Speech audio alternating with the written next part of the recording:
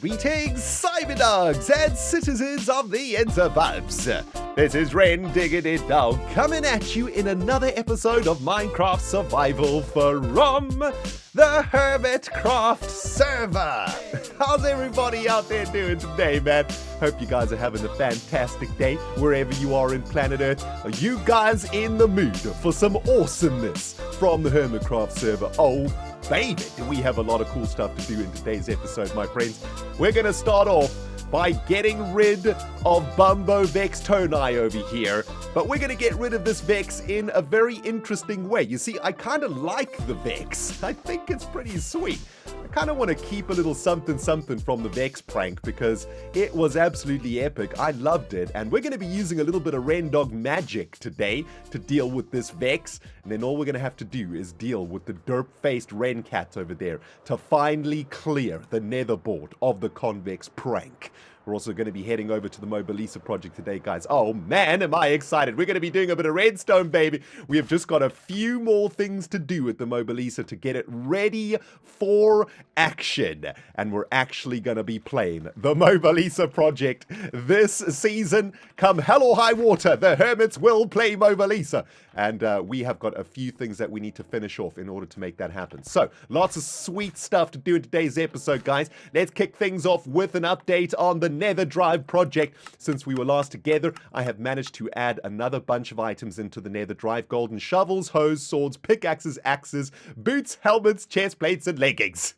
And I've managed to get a bunch of gold from the Pigman farm, which has been super helpful. And now we have a double chest of all of the golden items, basically, in the game, which is really, really sweet. That was a pretty easy addition to the Nether Drive. So pretty happy with that one, man. So yeah, we're getting closer and closer and closer to filling up this Nether Drive with items. It's been quite an odyssey, guys. Let me tell you, quite an odyssey. But yeah, let's kick things off today, my friends, with a little bit of ReNDoG magic. And I'm going to cast a spell on that disgusting Vex up there. We need to get a good, clear view of it, actually, in order for this spell to be cast successfully. It requires a lot of K9 magic in order to do. Wait, hang on. We need to get a nice clear view. Let's do a little bit of flyby, shall we? Here we go. By the magic of the K9 within me, I cast a spell on thee, BUMBO RENTONI. Hold on. Let's do another flyby over here. Here we go. Abracadabra, and by the power of the K9, kaplayum! Ladies and gentlemen, please be introduced to BUMBO RENTONI.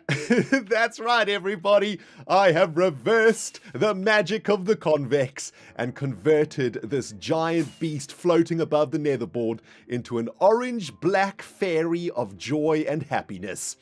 Don't be fooled by that sword he's carrying. BUMBO RENTONI is a pacifist. He is a nihilist, and he is happy to be floating above here with his beautiful little blue wings, taking care of the netherboard, keeping those convex away. Unfortunately, my friends, during this magical transformation, I discovered something quite disturbing within the brain of what once was BUMBO RENTONI. Just when I thought the convex prank was done and dusted, it is actually not, because inside of the brain is this. R.I.P. La Revolution, with a couple of our flags. And, wow, I gotta say, man, Vex, good job, well played. Not only did you make me think that I was a cat, but even during the cleanup of this prank, you left me a little something to remember you by. Very, very sneaky of you, Convex. You know what? Let's get rid of all of this jazz and complete the transformation once and for all of BUMBO RENTONI. And that is awesome. At least we've got a Vex that's floating above the netherboard now. That kind of looks like he belongs here. And BUMBO RENTONI is going to, well, hopefully keep those con butts away from our base for a while. Because let's face it, he's absolutely terrifying. Ladies and gentlemen, welcome to the greatest unfinished project of all Hermitcraft history. The Mobilisa project. That's right, my friends. We are out here for the very final push to get this PvP arena finished. finally, before the end of Season 5. Iskal and I tried to make this PvP game in Season 4. We failed to finish it, so in Season 5 we decided to try again, and we're almost there, guys. We are almost there, which is fantastic news. Iskal has finished his side of the arena. Stress Monster has pretty much finished the battleground area, and now it is up to us to finish the elvish side of the Mobilisa. And since we were last out here, guys, I've made some excellent progress that I want to show you today. I have finished off a bunch of different things around here, and we just have a few more loose ends to tie up before we can get all the hermits out here for a wonderful afternoon of murder. It is going to be fantastic. So it's been quite a while since we spent any real time out here on the Mobilisa, guys, so I do want to spend a few minutes in today's episode going over exactly how this game is meant to function, just so that we can get everybody caught up on the rules of the Mobilisa, how it works, and what we still need to do to get this game up and running. Essentially what we've got here is a battle between two kingdoms. Let's go over the lore very briefly before we get to the mechanics. We've got an elven kingdom over here that has existed for millennia. A bunch of disgusting orcs arrived through this cave here in this mountainside and decided they wanted to steal everything that the elves had. The elves had a giant ancient grove of trees that grew in this area, a grove of ancient trees that were harboring the souls of the elven ancestors, and the orcs decided they didn't like that very much, and they erected a fortification to destroy everything that the elves have built over here. The elves in turn hired a bunch of master dwarven architects to create a kingdom to protect the last remaining members, I suppose, of their ancient trees that are holding the souls of the elven ancestors. And these last remaining trees over here are the last remaining ancestors of the elves, and the elves are trying desperately to defend them against the barbaric orcish hordes that are invading across the land, trying to destroy these trees and steal the last of what the elves have in the form of magical power stored within these trees. So that is the lore for all of you lore nerds out there. Let's get a little bit into the mechanics of how the Mobilisa actually works. Man, I'm such a nerd, it's ridiculous. Let me just sleep this night away, my friends, and then we'll get into the mechanics of this bad boy. Okay, so now that we got the lore out of the way, how exactly does a game of Mobilisa function? Well, as mentioned, this is a battle between two sides. 5 versus 5, a PvP arena in adventure mode. That means players aren't allowed to place any blocks or break any blocks. They're only allowed to fight each other. And the way that a team is going to win a game of Mobilisa is by stealing some precious materials from the opposite kingdom's courtyard. So here in the Orcish kingdom, we can see a pile of iron blocks. There's also going to be gold blocks in here. And these blocks are being stockpiled by the orcs to fuel their war against the elves. And the elves are stockpiling the iron and stockpiling the diamonds to fuel their magical, mystical stuff that happens in their kingdom.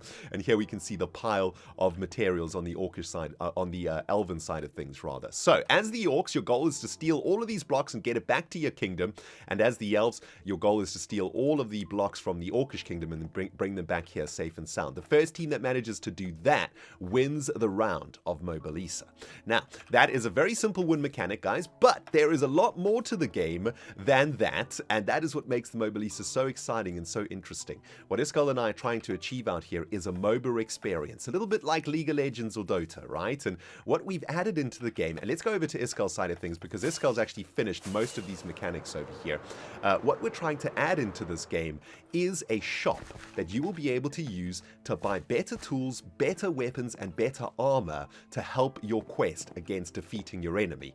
You'll be able to get better pickaxes so that you can pick up the materials in the courtyard quicker. You'll be able to get better items and better armor to help you out in the battles. And of course, you'll be able to get some potions and buffs and stuff to help you out in the fighting to win a game of Mobilisa. Okay, so how does a player go about purchasing all of these upgrades, tools, and weapons in the Mobilisa? Well, we've got a couple of chests over here. We've got a shulker box for flesh, and we've got a shulker box for bones. And in the Mobilisa, we have an economy that is driven by a currency known as rotten flesh and bones. So using rotten flesh and using bones, players will be able to buy their upgrades here in the game. Now, where do we get the rotten flesh and where do we get the bones from? Well, that's where it gets really interesting. On each side of the arena, in each of the kingdoms, there is a flesh farm. If we come all the way down here on Iskal's side of things, if we can get down the ladder, we will see a chamber that basically spawns zombies. Very close to this chamber is a zombie spawner, and those zombies are being filtered up through here, and those zombies will fall through the roof of this chamber, and then one of the players in the team will farm those zombies for the flesh and take all of that flesh and all of the items that the zombies drop and bring them up to the shop, where they will then share them with the rest of the team, and the team can come and buy those items, right? There is also another place that players can farm for the currencies, and in this case, bones. You'll be able to get rotten flesh from within inside your base. But of course, if you want to get bones to use in the shops, you will need to follow the secret passageway that connects the two kingdoms.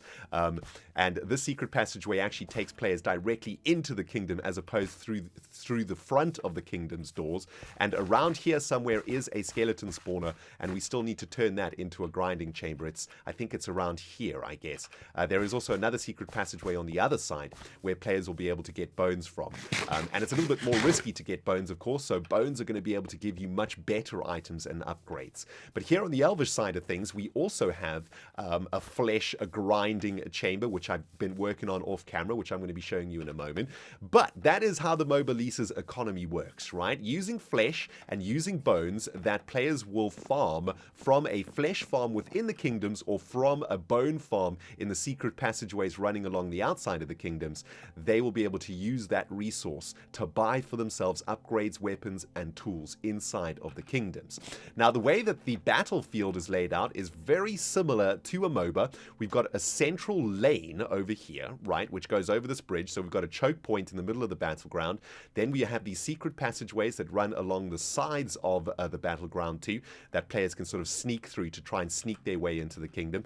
And then, of course, we've got a couple of other ways in where players would need to traverse over this ravine so that they could sort of, I don't know, come at the kingdom from a slightly different angle, right? They might be able to attack the kingdoms from the side angles here. On the battleground itself, we've got a whole bunch of different places for players to hide, good spots to sort of chill with your bow and try and hit the people off the top of the balustrades and whatnot. And on each side of the kingdoms, both kingdoms have some excellent places for archers to chill. Here on our Elvish side of things, we've got a place for archers to sort of shoot at some of the members running across the battlefield, and of course the same applies to the Orcish side of the kingdom. They've got some watchtowers here that they can use. They can post some archers up here, and those archers can fire at the elves trying to cross the battlefield. So that is in essence the way that the game works. There is one more thing that I need to show you, of course, though, and that is where the players are spawning. We've also got a spawning room on each side of the kingdom, and here we can see 5 beds. So at the start of a round of MOBA Lisa, players will set their spawn here in the bed, and in this chamber players will be able to get some starting items, so a couple of arrows, a bow, maybe a sword, and maybe a shield or something like that. And then players will be able to come over here to the balcony that they can't get out of, do a quick survey of what's going on in the courtyard, and then they'll fall through this 2-block high hole, and that will take them into the arena, and that means they can't get back up into their spawning area, right? This exact same thing applies, of course, to the other side of things on the Elven Kingdom. We have exactly the same setup, and the really awesome thing about this game is that Iskal and I have tried to make it as balanced as possible. Remember, we are creating this game 100% in survival mode. Usually these sort of PvP arenas are created in creative. So it's been a little bit of a challenge for Iskal and I, but what we've tried to do is try and keep everything as balanced as possible. So over the last few days or so, I've been working really hard out here on getting a few things set up on our side, and the things that we needed to do on this side of things was create the spawning room and the flesh farm, which I have done off camera and on stream, and I'm very excited to show you guys. Let's start all the way over here in the spawning room. We're going to finish this off today. I still need to add some walls and stuff stuff to this. But here we've got our 5 beds for the elves, and we've got our lookout balcony over here that shows us into the courtyard of the Elven Kingdom. We're going to be able to see those disgusting orcs invading into the kingdom, and then through this hole we will fall into another chamber where we get a couple of windows on either side just to sort of keep ourselves defended if someone's camping out here, and then we can get out into the arena itself, right? Looking pretty good, looking pretty good. Now, let's take a quick look at the flesh farm from the Elven Kingdom. This was something that I spent a lot of time on stream doing, and I'm very pleased to let you guys know this is now completely finished. We've got our grinding chamber in here. The zombies are going to be spawning in a zombie spawner that is underneath the ground here. You can see underneath that cobblestone is where the zombies are spawning, and they're gonna flow up a motivator, and they're gonna fall through these holes. I've plugged them up with green at the moment because I was working on this area for the last few hours. But yeah, those zombies will arrive up here and eventually land in this chamber where the farmer of the team is going to be killing them to collect their rotten flesh and items. And we got a couple of other interesting things around here, just a couple of jail cells where we are going to be putting some zombies in there. I think we should put the convex in here today. What do you guys think? I think that's a great idea. But yeah, the players won't be able to go into that chamber. That's literally just for looks. And yeah, this is the, well, zombie farm for the Elven Kingdom. The idea is that this is a prison cell, right? A prison cell deep within the Elven Kingdom where they lock up orcs and obviously zombies. And I think it turned out kind of nice, man. It's pretty awesome. So that's done. Now we've got one more part of our kingdom, of course, that we need to finish off, and that is the shop. Mumbo Jumbo installed all of this redstone for us, which is excellent. The shop functions in exactly the same way as the orcish side, and today we can do a little bit of work too on getting the shop looking a little bit decent. Last thing I want to say before the sun goes down here, guys, is that everything here with regards to the farming of flesh is perfectly symmetrical to Iskal's side of things. So, for example, it takes 5 blocks to get to the ladder that takes us down to the spawner. It then, from the base of the ladder, it is then 5 blocks to take yourself into the killing chamber. The killing chamber is 7 by 5, I believe, in exactly the same configuration as Iskal, and even the roof is exactly the same as Iskal's side. That is to try and maintain balance. That is to try and make sure that both teams are getting resources at as close to the same rate as possible, right? It's very important that both teams get rotten flesh at the same rate. For example, if the elves can generate, I don't know, say 20 rotten flesh a minute, and the orcs can only generate 10 rotten flesh a minute, obviously the elves are going to get a giant advantage. So what we've tried to do here is make sure the game is perfectly balanced by making sure that things like the shops and the resource gathering areas of the game are as symmetrical as can possibly be. And I'm very pleased to announce that they are, in fact, 100% symmetrical. Hey, Mumbo, what's happening, my dude? MJ's just joined the server. But yeah, guys, that's pretty much a breakdown of the Mobilisa for you guys. I hope you are as hyped as we are about this.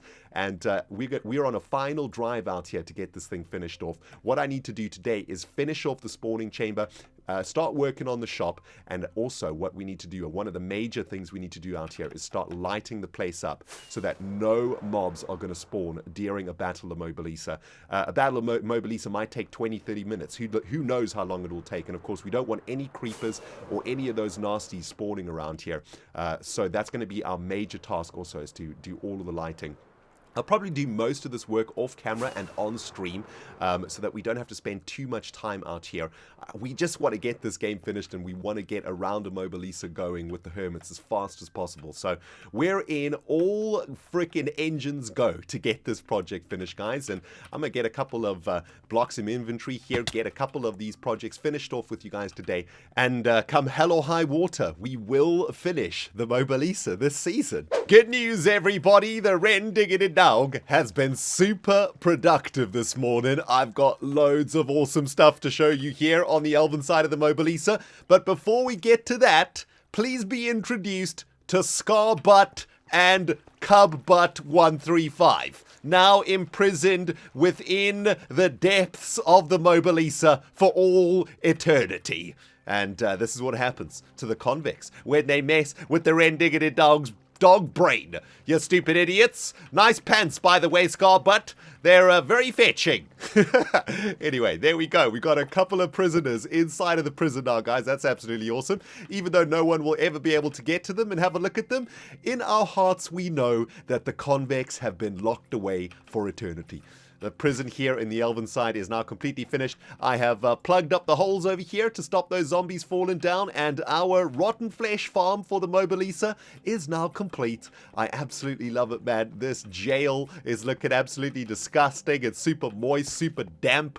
There's zombie guts all over the place, and that is absolutely magnificent. Let's get ourselves up into the courtyard over here, guys. We're doing a little bit of work in the courtyard too, just clearing up the area a bit. You know what? I've been looking at this since we last worked on it, and there was just way too much going on here. It was much more of a beautiful build than a PvP build, and I've gotten rid of a lot of really annoying things like vines, for example, which are not going to be very helpful for us when we play Mobilisa. Vines are, you know, kind of OP, right? It's going to give the orcs a chance to climb up this freaking tree over here, maybe get an advantage. So I still need to get rid of a few of these vines. Wow, that was some derpy action right there. I'll get rid of the vines off camera, okay, guys? I've also been working on the spawning area and the shop, and they are both looking absolutely magnificent. Let me take you into the shop first here, guys.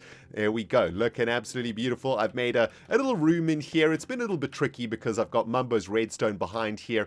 We also have the spawning chamber directly through this wall, so it's been a bit of a challenge to squeeze this thing in here. Of course, we need to make sure there's a bunch of light in here too, so I've stuck some torches under our elven blue carpentry, and this is where we're going to be setting up all of the items once Iskal and I work out what items we're selling in the shop. So that's good news. The shop is done, baby. As you can see, still a little bit of work to do out here in the courtyard, but I'll probably do this on stream and off camera, guys. Not sure how much more time we'll spend here on building the Mobilisa. I just want to get everything done as fast as possible. Let me get you into the princess balcony, I suppose. Princess ReNDoG balcony. Oh, Romeo, Romeo, wherefore art thou? Iskal Romeo. Iskal Romeo? Iscomio? Iscomio! Oh my goodness, what is wrong with my brain? Anyway, here is the spawn-in chamber, guys. Our 5 elves will spawn on these beds. We've got some light up here. Everything is lit up, looking absolutely gorgeous. The roof of the shop is actually directly under here, though, so that made it a little bit tricky to squeeze this chamber in here, but it is now done, and the elves can now drop down here into their, well, I guess, entrance room before they get back into the arena, and they've got some windows to look through and whatnot, and yeah, that's really sweet, man. Loads of amazing progress we made today, guys. About 10 hours ago, there was no spawning chamber, no shop, and no zombie flesh mining facility. We now have all 3 of those things installed on our side, so we're pretty much caught up to Iskal on the mechanical side of things. I just need to make this place look a little bit more beautiful. We need to work on the outside of the walls over here that are looking a little bit janky. Need to work on the entrance here. Probably need to do a little bit more work on the walls. Yeah, this side needs a little bit of work over here. It looks like a rocket launcher blew up this wall over here, I guess. And we also need to work on the back here, right? Cover all of this stuff up too. So I'll probably do all of this jazz off camera and on stream, guys. But thank you so much for watching today's episode. I'm probably way over time for this episode. But yeah, very, very happy to have welcomed BUMBO RENTONI into the Iskal Island family. And really pleased with what we've achieved out here today in the Mobilisa, guys. We're getting real close to getting this game fired up for the Hermits, man. It's going to be absolutely awesome. Thank you for watching, my friends. ReNDoG signing out from the Hermitcraft server, and we will smell you all in the next episode.